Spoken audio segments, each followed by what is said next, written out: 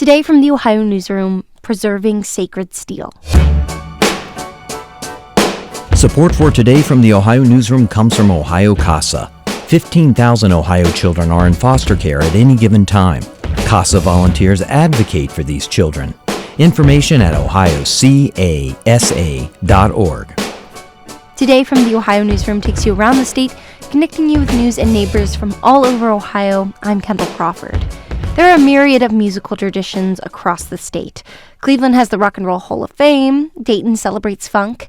In Toledo, one man is focused on a single instrument, the steel guitar. Starting in the 30s, that guitar became the sound of worship in branches of the Pentecostal Church of the Living God, shaping a gospel tradition known as sacred steel. I visited musician and archivist Delray Grace, who's played the instrument for more than 50 years. He's keeping the genre's legacy alive at the Sacred Steel Music and History Museum, located in a small room of a Northwest Ohio church. Yeah, this is a steel guitar, and these are the tuning pegs. Trying to get in tune. This is not my normal guitar now. My name is Delray Grace. I am the director of the Sacred Steel Music and History Museum. Most African American churches, the piano and the organ is the lead instrument. This is probably the only church in America where that's not true. The steel guitar have established itself over the years as the lead instrument, and everybody kind of vibes off of that. In the early 1900s, Hawaiians brought music over here to America, and it became a thing. And so one of our members, his name is Truman Easton, he began bringing it into the church. And so it started to catch on. Little Johnny, little Sue, little Delray, we started to see these guys, and I want to do that, I want to do that. So and here it is almost 90 years later. It lays across your lap. You got to pick in between these strings for certain notes.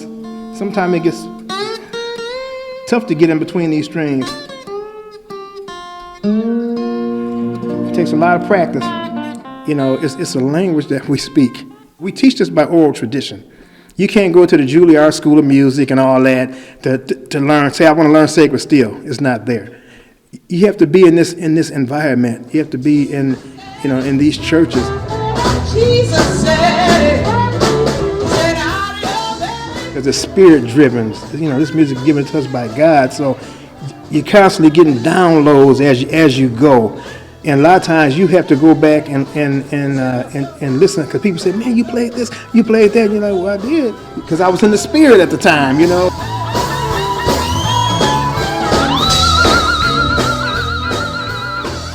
We have been archiving and preserving since 2009, officially. But I started before that.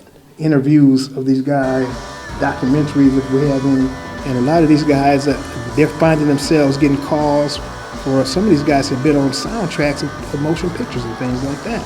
I want it to be recognized as a musical force, musical genre, because I think it's just as powerful, if not more so.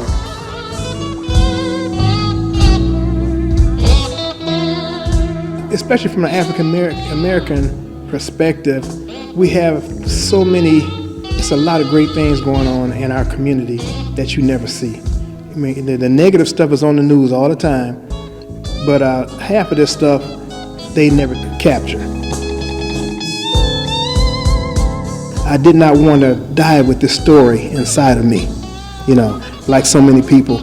I want the world to know that great men and great women, they walk this way, playing this music, for the kingdom of God.